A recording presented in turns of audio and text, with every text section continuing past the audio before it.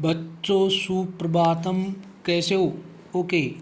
देखिए, class seventh NCERT Ruchira भाग second का 12 नंबर पार्ट चल रहा था।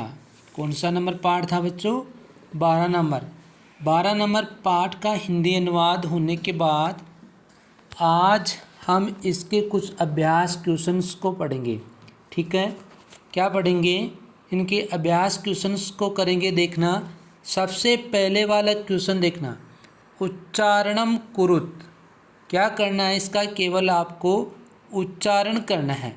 ठीक है, इसको आपको कॉपी में नहीं लिखना है, केवल इसका उच्चारण ही करना है। सबसे पहले वाला देखना, उपलब्धासु।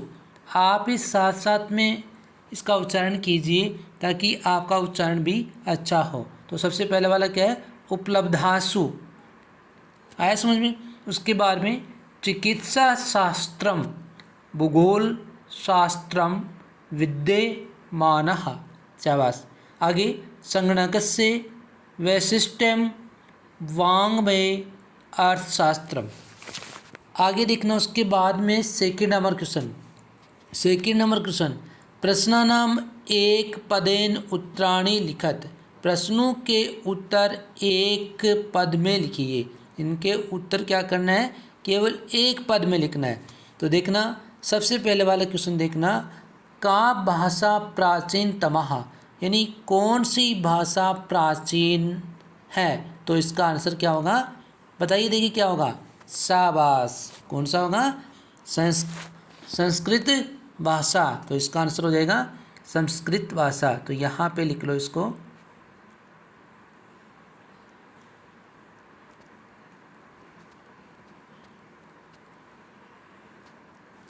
आया समझ में?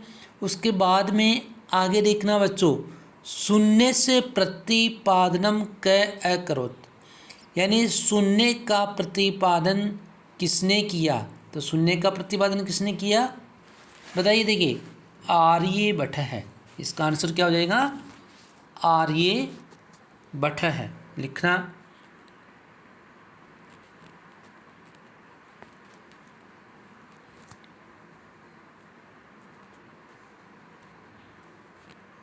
आर्यभट्ट है। उसके बाद में आगे देखो, थर्ड नंबर, कौटिल्येन रचितम शास्त्रम किम। कौटिल्य के द्वारा रचित शास्त्र क्या है? कौन सा शास्त्र है? तो किम की जगह क्या होगा? अर्थशास्त्रम। कौटिल्य की रचना कौन सी है? अर्थशास्त्रम। तो इसका आंसर हो जाएगा अर्थशास्त्रम। लिखो यहाँ पे, अर्थ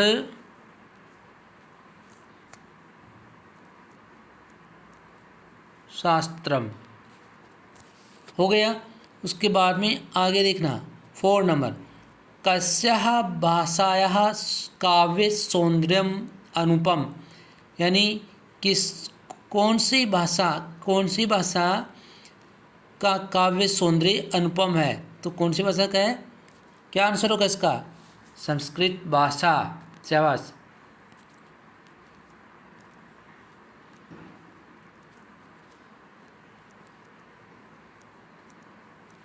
संस्कृत भाषा।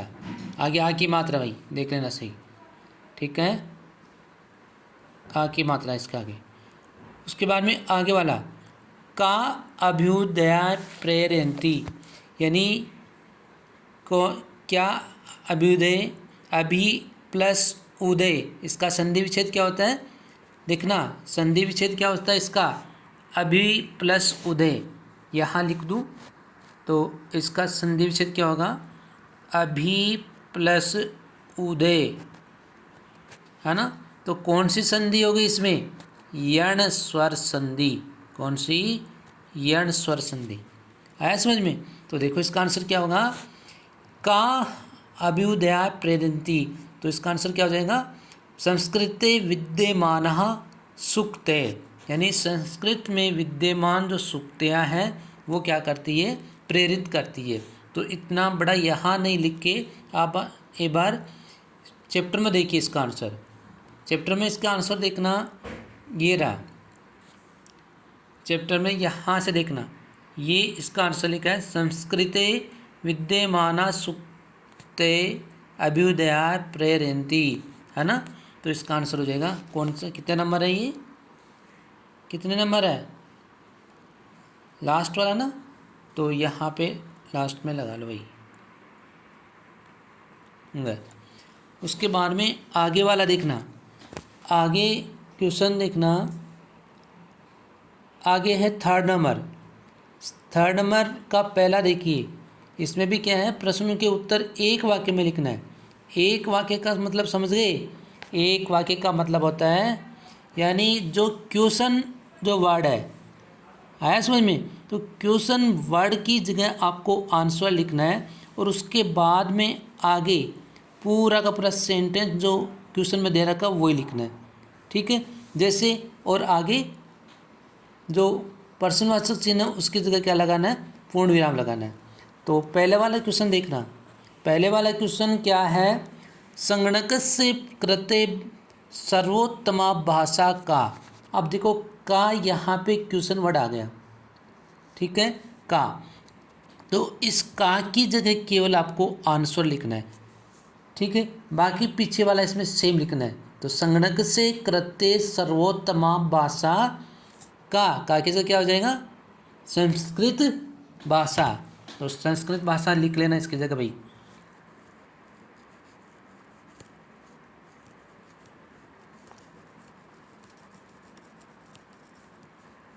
आया समझ में। उसके बाद में आगे वाला देखना भाई, संस्कृत से वांग्मयम कय समृद्धमस्ति, है ना। ये जो कय जो क्वेश्चन वर्ड है यहाँ देखना, इसकी जगह आपको आंसर लिखना है और फिर आपको सेम ऐसा कैसा उतार लेना है। तो इसका आंसर आप में इसमें चैप्टर में देखना, पीछे चैप्टर में देखना इसका आंसर यहाँ, क्योंकि बड़ा आंसर होता है तो वो आप पीछे से देख के लिख रहा करो ताकि वहाँ कोई मिस्टेक नहीं हो।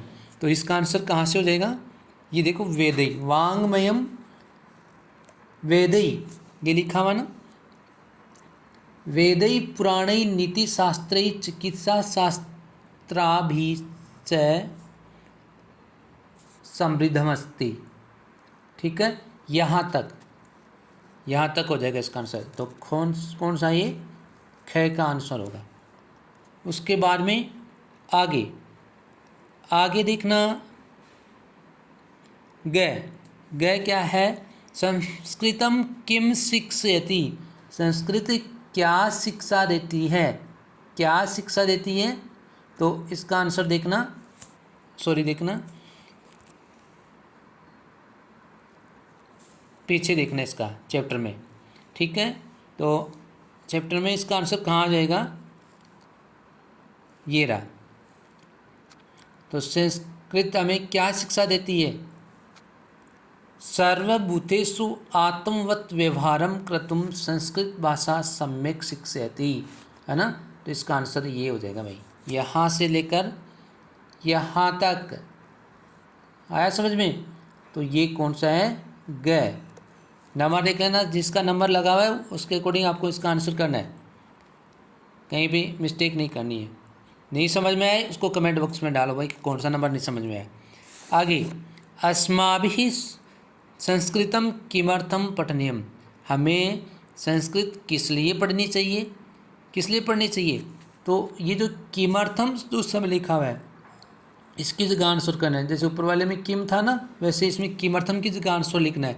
तो आंसर कैसे लिखोगे, अस्माभिः संस्कृतम, तो किमर्थम की जगह क्या लिखोगे, येन मनुष्य से समाज से च परिष्कार भवेत्, यानी जिससे क्या होगा, मनुष्य और समाज का परिष्कार होगा, या मनुष्य और समाज क्या होगा, शुद्ध होगा, है ना। ये चीज़ हमें पढ़नी चाहिए। तो इसका भी आंसर आप चैप्टर में देख लो, तो कहाँ पे होगा, ठीक है। तो इसका आंसर क्या होगा, एक मिनट देखना बच्चों, इसका आंसर लास्ट वाले का आंसर है ना घ का, तो घ का आंसर क्या होगा, अस्माभिः संस्कृतम अवश्य पठनीयम, है ना। किस लिए पढ़नी चाहिए, तेन मनुष्य से समाज से च परिष्कार। आप तो यहाँ से लिख लेना इसको, ठीक है, परिष्कार भवेत्, ये तो घ नंबर। आगे देखना, उसके बाद में आगे देखना वही बच्चों, आगे वाला क्वेश्चन है थर्ड हो गया। उसके बाद में 4 नंबर देखना।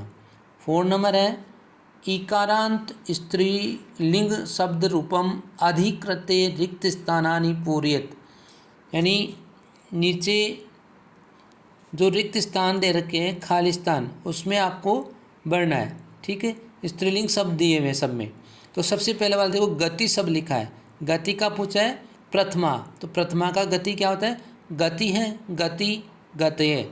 वैसे ही मति का पूछा है, तो मति का आप कोशिश कर सकते हो लिखने की अपने आप।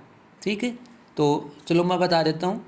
और तो सबसे पहले क्या होगा, मति का क्या होता है भाई, मति का क्या हो जाएगा, मति ही भाई, गति ही लिखा हो तो सेम आपको वैसे लिखना है, तो मति का क्या हो जाएगा, मति ही। उसके बाद में आगे वाले में यहाँ पे गति लिखा हुआ है, तो यहाँ पे लिख लो मति। आया समझ में। इसी तरह आपको सेम लिखना है, गतय लिखा हुआ है तो मतय हो गया। अब आगे देखना, आगे वाला है बुद्धि। बुद्धि शब्द देखो द्वितीय का दे रखा है, तो द्वितीय में क्या होता है, बुद्धिम, बुद्धि, बुद्धि ही। ठीक है, वैसे ही प्रीति का लिखना है, तो क्या होगा, प्रीतिम लिखो।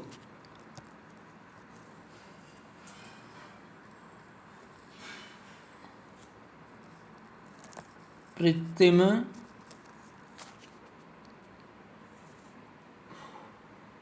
बड़ी मात्रा ना इसलिए बड़ी आएगी, प्रीति। आगे क्या हो जाएगा, प्रीति ही। ठीक है,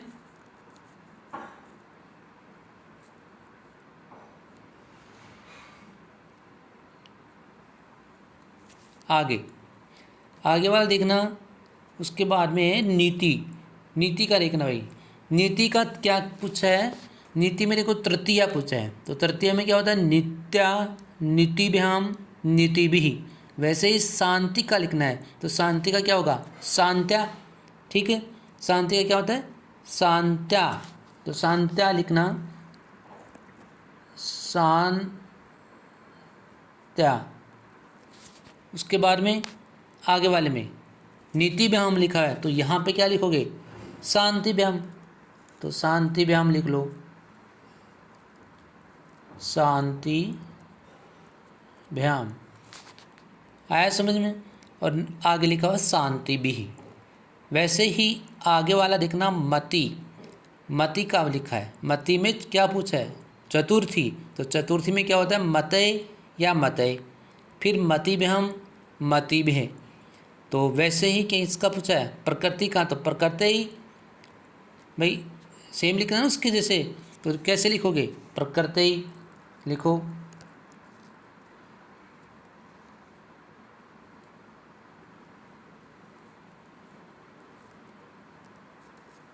प्रकृति ऊपर डबल मात्रा, और आगे क्या लिखोगे, प्रकृति, प्रकृति। आगे समझ में।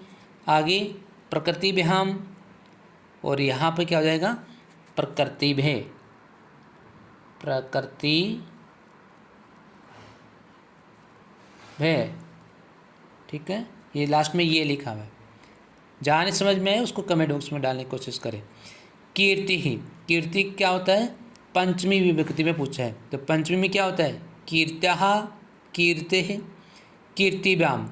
ठीक है, और कीर्तिवे। वैसे ही गीति का पूछा है, तो गीति का क्या हो जाएगा भाई, ऊपर वाले जैसे लिखना है, तो क्या हो जाएगा, गीत्याः।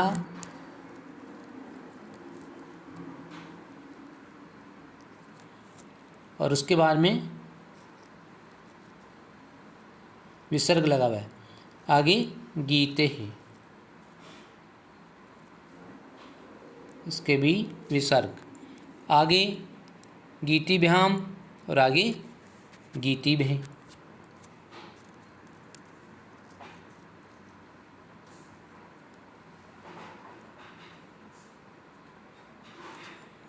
आया होगा समझ में। उसके बाद में सुक्ति का पूछा है। सुक्ति में सब षष्ठी विभक्ति, तो सुक्ते, सुक्त्या, सुक्त्यो, सुक्ति नाम। वैसे ही किसका पूछा आगे, कृति का, तो कृति में षष्ठी में क्या होता है, ऊपर वाले जैसे लिखना सेम ही, तो कैसे लिखोगे, कृत्य है। ये खुद भी कर सकते थे, ठीक है ना, जब खुद करोगे तब इसकी आपकी अच्छी तरह से प्रैक्टिस होगी। प्रत्यह, उसके बाद में आगे कृत्य हो, आया समझ में। आगे उसके बाद में आगे वाला देखना, कृति नाम। फिर आगे देखो धृति, धृति में सप्तमी विभक्ति पूछा है, तो क्या होगा, धृतौ, धृत्याम, धृत्यो और धृतिषु। वैसे ही बीथि का पूछा है, तो बीथि में क्या होगा, सप्तमी में बीथौ लिखा हुआ है, तो आगे क्या हो जाएगा, क्या होगा भाई, ये बीथौ लिख दिया, ठीक है, तो यहाँ पे क्या हो जाएगा, बीथ्याम हो जाएगा। अरे इतना तो समझो, थोड़ा बहुत आ रहा होगा समझ में, तो क्या हो जाएगा, बीत्याम। फिर आगे, और आगे यहाँ क्या होगा, बीत्यो।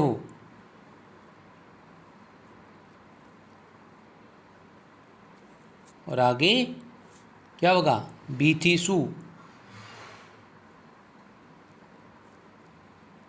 बीथिसु, ये लो। तो यहाँ तक सबका कंप्लीट होना जन से अच्छी तरह से, ठीक है। उसके बाद मति का दे रखा है, तो मति का संबोधन में लिखता है हे मते, हे मति, हे मतय, ठीक है। तो आगे देखना, आगे है उसके बाद में 5 नंबर क्वेश्चन। 5 नंबर क्वेश्चन देखिए बच्चों, 5 नंबर क्वेश्चन क्या बता रहा है आपको कि रेखांकितानि पदानि अधिकृते प्रश्न निर्माणम कुरुत।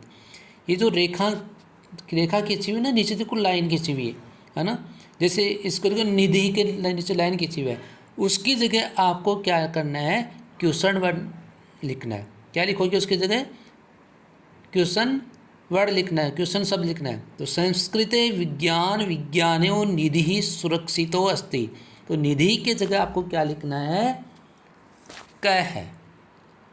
क्या लिखोगे, क है, तो यहाँ पे इसका आंसर हो जाएगा क है। उसके बाद में आगे वाला, संस्कृतमेव संगणकस्य कृते सर्वोत्तमा भाषा, तो संगणकस्य, कस्य क्या आ गया इसका आंसर, सीधा कस्य आ गया ना,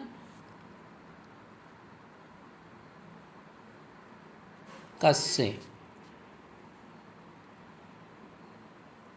उसके बाद में आगे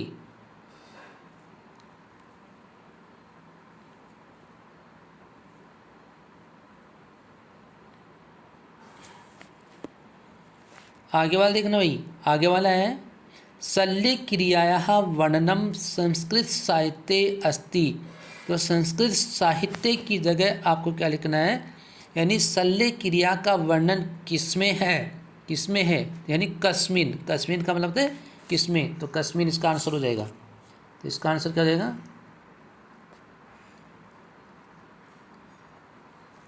कस्मिन।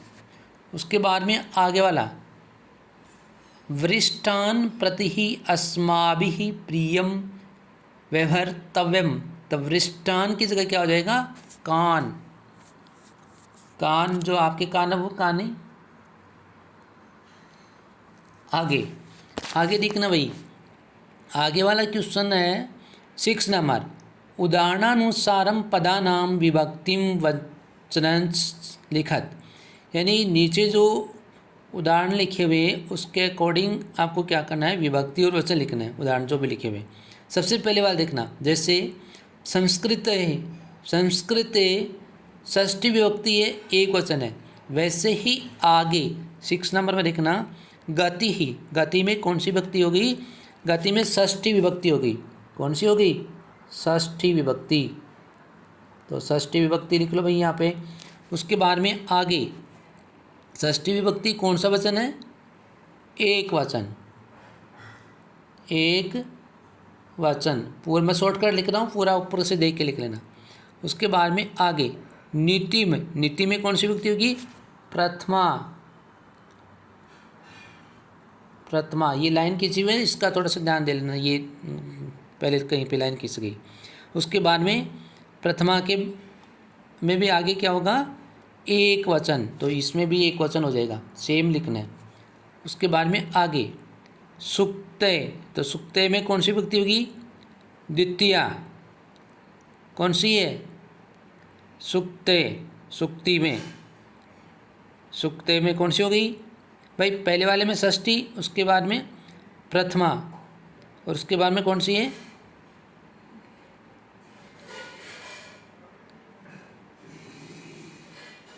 एक मिनट देखना भाई, गति, गति है, गति गते, यहाँ पे एक मिनट देखो, सॉरी थोड़ा सा देखो मिस्टेक हो गई। यहाँ जो आपने लिखा है ना, ये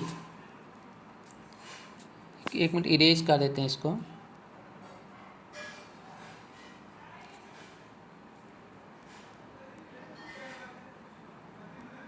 देखना, ये तो ऊपर वाला इरेज हो गई क्या?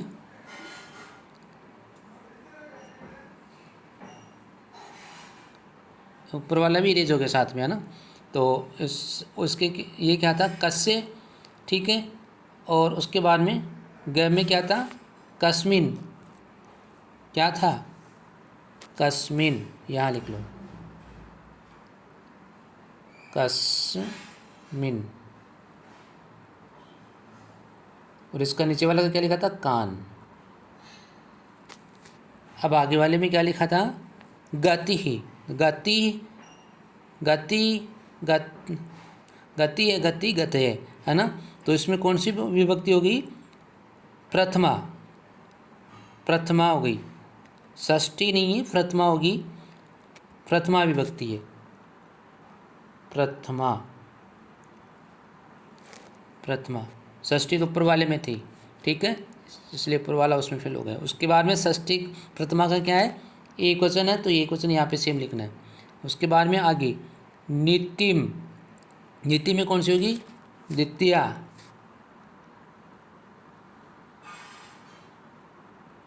द्वितीया, ठीक है। तो द्वितीया का क्या है? आगे भी क्या होगा? एक वचन ही होगा। आया समझ में? उसके बाद में आगे, आगे वाला क्या है? सुक्ते, इसमें कौन सी है? प्रथमा।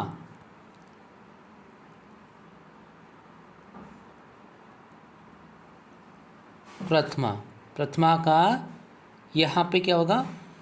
बहुवचन। यहाँ पे बहुवचन लिखना।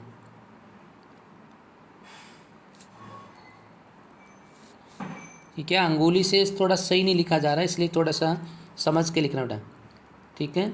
यहाँ क्या लिखोगे? बहुवचन, बहुवचन लिखना है। उसके बाद में आगे शांत्या, तो शांत्या में कौन सी विभक्ति होगी? तृतीया। तो यहाँ पे क्या लिखोगे? तृतीया, तृतीया लिखना है, ठीक है। और उसके बाद में आगे क्या लिखोगे? एक वचन, यहाँ एक वचन लिखना है। उसके बाद में आगे प्रीतय, प्रीतय में कौन सी विभक्ति होगी? चतुर्थी,